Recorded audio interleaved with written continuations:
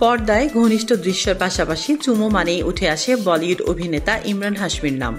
বলিউডে একসময় তার জুটেছিল সিরিয়াল কিসার তকমা। তবে ইমরান হাশমি সম্প্রতি এক সাক্ষাৎকারে সিরিয়াল কিসার তকমা নিয়ে অসন্তোষ প্রকাশ করেছেন।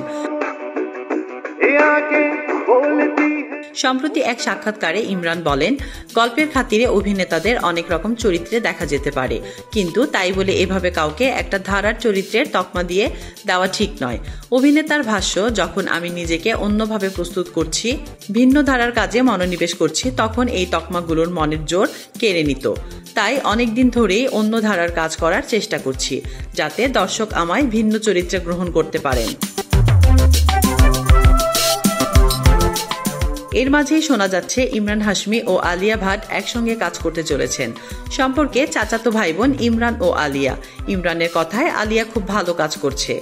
পর্দায় ওর কাজ দেখে চোখ ফেরানো যায় না। ওর সঙ্গে কাজ করার খুব ইচ্ছে আছে।